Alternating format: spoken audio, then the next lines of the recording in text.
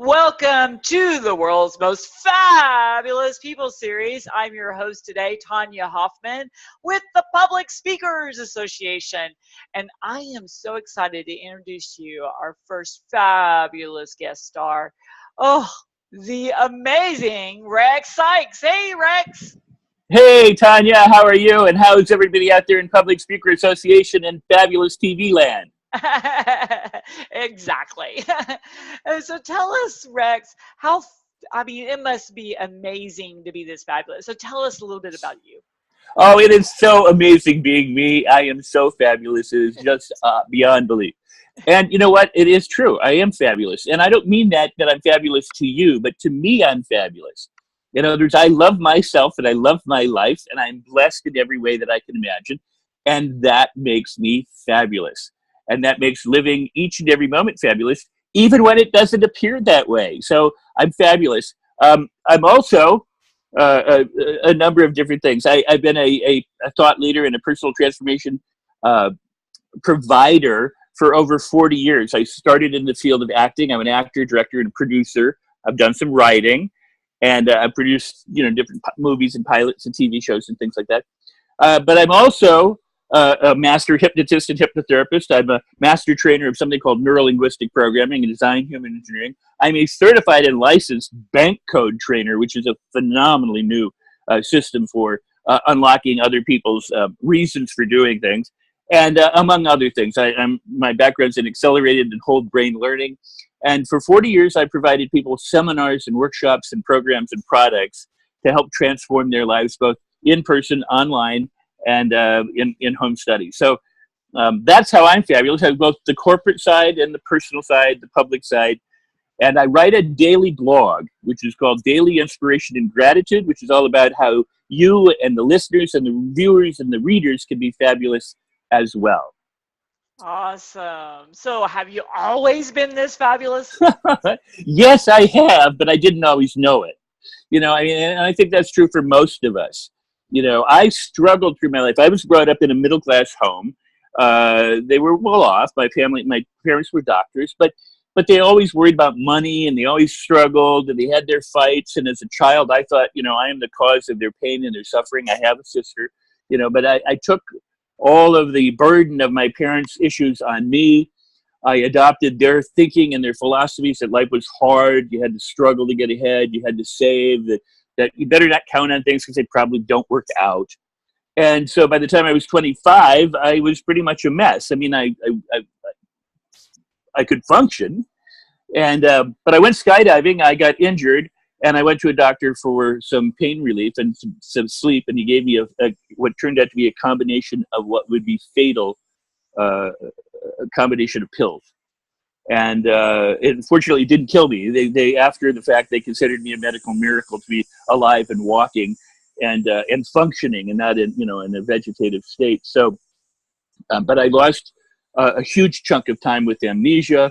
The recovery back, I went into other drugs and alcohol because I felt shame and guilty and horrible and really, really not comfortable with myself. And guess what? That was the transforming point in my life, because the bad thing happened. It made me just stop and go, I can't continue to live this way. I'd lost friends. I'd lost a fiance. I'd lost my career, and I was really struggling. I nearly drove off a cliff and was stuck in the mountains. I mean, I just, everything was going into the gutter. And I stopped and I said, I'm going to sit in my room. I'm going to sit in an easy chair, and I'm not going to leave until I could come out and face the world more confidently. And it took me 6 weeks. But the good news is, what I learned in that 6 weeks that allowed me to come out, you don't have to spend 6 weeks in an easy, all on your own, easily and effortlessly, and condition yourself for success. So yes, I am fabulous today. I was fabulous then, and I was fabulous enough to notice that crap happens, and that's okay, because so many of us look back at the worst times in our life and can connect the dots and go, if it hadn't been for that horrible thing, I wouldn't be the person I am today. And so that horrible thing is part of the transformation process. I love that. So can you share a few fabulous tips and that we could kind of chew on and absorb? Well, absolutely. And I have in my workshops and seminars and in my writings, I ask people, I go, what stops most people from living the life of their dreams, from going after the people and the things and the self transformation that they want to have? What is it that stops them? And you come up with all sorts of answers, fear, worry, anxiety, depression, never had a chance, didn't have the education, my parents didn't do it, don't have enough money, blah, blah, blah, blah, blah, blah, blah, blah, blah. But what really is stopping them is a thought, a mental packet of energy that doesn't really exist in reality. It is energy. It's electrochemical in nature. It's it does stuff inside of us, but it's a thought that stops people. Most people are stopped by a thought, by what they think. I mean, imagine that. It's not a lion, it's not a tiger, it's not a bear, it's not a tank, it's not a foreign army, it's not big bullies in your backyard, it's not people tying you to a chair and holding you back and telling you can't do it. It's what we think about what it is that we have routinely and habitually think that has prevented us from going for what it is that we want.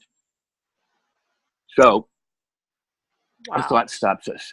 And in order to get going and to move forward, we need to be able to change our thoughts. Now, we met in another show about abundance and questions. And one of the things that I discovered was how to make affirmations work and how to make your visualization work and how to get your thinking to work for you by asking questions.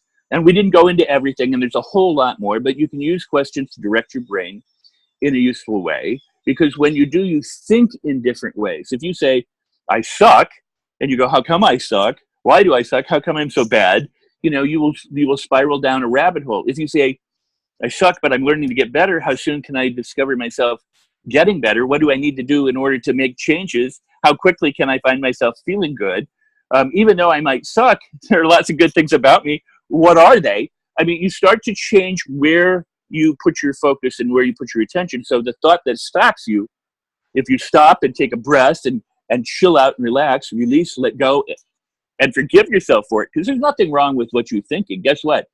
What you and I think that routinely stops us is conditioning that we adopted, albeit unconsciously, from the people around us, our parents, other siblings, peers, teachers, the media. I mean, the news is always bad news, and the economy's always sucking, and there's always something wrong.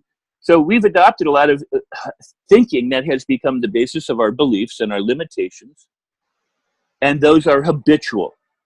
And as I look at it, you have two kinds of habits that support you or habits that don't support you. Habits that are positive and move you forward, or habits that are negative and move you away from what it is you want. So you want to eliminate the negative thinking, shift to the positive thinking, and create new beliefs that empower you and allow you to move forward. And that's the process of conditioning. You and I don't go into a gym, pick up a dumbbell, lift it, make one curl, put it down, and come back a year later and expect our bicep to grow. We know that we have to condition ourselves daily. We have to eat 3 times a day. We have to get enough sleep. Most of us shower. Oh, by the way, my hair, since it looks all messy, I got to tell you about that, and I'm going to interrupt and divert. I, for 17 years, have shaved my head, and I'm also an actor, and I got a movie role, and so they asked me to grow my hair, and it's just in that wild, crazy phase where you can't do anything with it, so I don't do anything with it. I let it be, and people are distracted and think I'm a crazed guy, and somebody said, Rex, you are the Jerry Garcia of personal transformation, and I like it, so I'm going to wear it that way. Nice. So anyway, but you condition your hair. You wash your hair, you condition your hair, you shower. There are things that you do as daily rituals. And what most people don't do is they don't take the time, and it does require time. They don't take the time, but it takes minutes and seconds and minutes to condition their mind, to feed their mind with positive thoughts and things that make them feel good.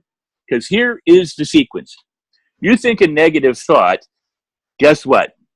You call it the law of attraction. I hate that name, but I call it the law of attraction. That attracts another negative thought. What you think leads to the next thought.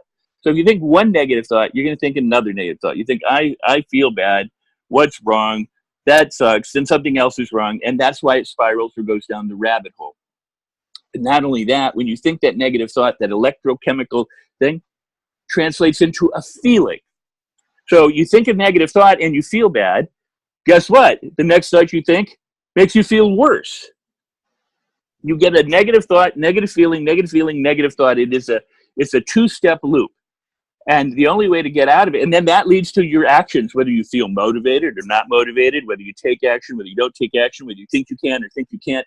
As Henry Ford said, you are right. So the thought leads to the feeling leads to the action, whether you take it or not, and the action leads to the results you get. So if you're getting crappy results, you know what most people do? They try and work on the results. They try and fix the problem over here instead of fixing what caused the problem, and that's the thinking in the first place. That's why Einstein said that the solution to the problem doesn't exist at the level of the problem. It exists way back in the beginning, where the thinking comes from. So we change our thoughts to get better results. And you can get marvelous, incredible, wonderful, fabulous results when you turn around your thinking. Because then when you think positive and powerful and wonderful thoughts and ask yourself positive and powerful, wonderful questions, you begin to feel good. And when you feel good, you think clear, you act clear, you take more action, you feel more motivated, you feel more inspired, and so you get more good results. Plus, you unlock and unleash your own intuitive abilities. You have gut feelings, hunches, and your own brain does this, whether it's negative or positive. This is what I'll stop with. But your own brain, which most people think sabotages them, which is BS, is total BS. Your own brain is your best friend. It's doing what it was trained to do reliably and automatically to serve you, to keep you alive, to keep you functioning, and yet you just don't like it, so you call it sabotage. It's not sabotaging you. It's doing what it learned to do, and all you need to do is learn to train it to do what you want instead. Not rely on the conditioning you got from your parents way back when, but to change it. And now you can change it. And I show you how to change it. That's what I've been doing for 40 years. Is I help people change their thinking and transform their thinking and their being so that they can be the person that they've always wanted to be, that's inside them, that fabulous person that's yearning to get out, so that they can feel good, take the right actions, and get the results that they want so they can live the life of their dreams. Like I lived the life of my dreams. And it wasn't always that way. So changing thoughts leads to better results. So have you ever had one of those crazy, like fabulously embarrassing moments or something that you had and then you learned something amazing from, even though at the time you're like, oh my gosh. Every day, and I still do. But I'm going to tell you one. Years ago, I worked with a partner. We would go into the corporate world, and I would wear long hair and a dangle earring, and I would go, I'm your unruly conscious mind, or I'm your unruly unconscious mind. And he was very straight-laced in the tie and the three-piece suit and very prim and proper. And he'd go, I am whatever the opposite of what I said is. And I said, we're both here, to teach you how to do things. Now, one of the things in my background is I've been, consultants for trials like the OJ trial and different things like that, in body language and in being able to recognize cues, nonverbal cues. I've taught DEA agents and hostage negotiators and officers, but people from all walks of life too, CEOs, all the way to pig farmers, how to better understand what's going on in people's stuff. So, and we call it calibrating. You learn to look at things and calibrate, where people are at. I'm out there and I walk out and I'm going blah, blah, blah, blah, blah, blah, blah. And I deliver my first bit. And my co-trainer comes up to me and whispers in my ear and he says, these guys are really good at calibrating. And I go, really? He goes, oh, God, yeah, they're able to notice things that you wouldn't believe. And I go, really, what? They go, well, they've noticed your zipper is open.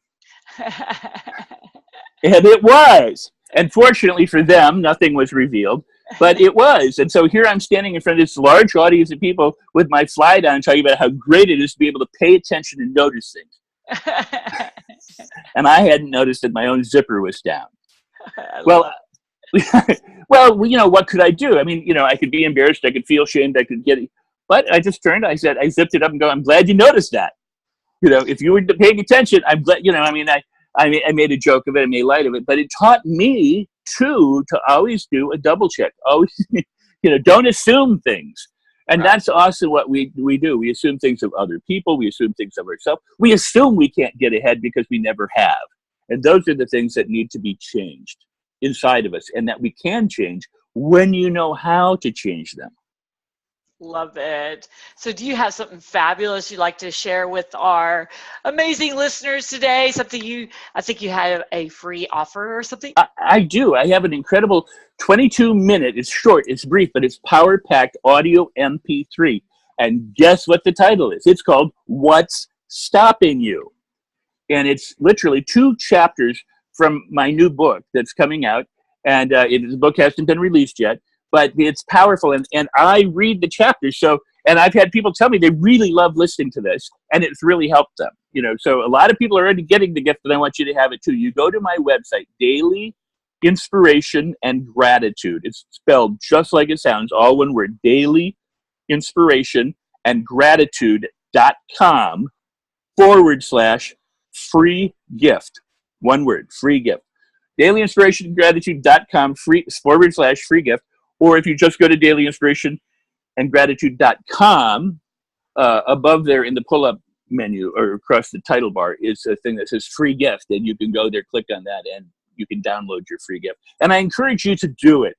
Go get it. It is my absolute free gift to you, and it will help you to get past the limitations, the blocks, and things that hold you back, to be able to convert your thinking into more powerful thinking so that you can skyrocket the kind of results that you want to get and create the life that you deserve. So that's my free gift, and I hope everyone will take advantage of it and get it now. Yes, go and grab it, because I know my husband went immediately and he's listened to it and he loved it. And then, of Thank course, you. I listened to it while he was listening to it. And it's amazing. It definitely is something that everyone needs to jump on right now. So go do it. So thank you, Rex, for being on today and sharing so much great value. Thank you for all the kind words, and I just want to say I do clean up too. I can look pretty dapper, but but I thank you for having me on, looking wild and crazy, and it's been a fabulous time. You have a fabulous show, and I love everything you do, and it's an honor and a privilege to be here. Thanks so much. Absolutely. All right, everyone. Go get connected to Rex. You'll enjoy being a part of his world. Make sure you grab his download, and we will see you next time on the world's most fabulous people series. Bye. Bye, everyone. Bye, Rex. Bye.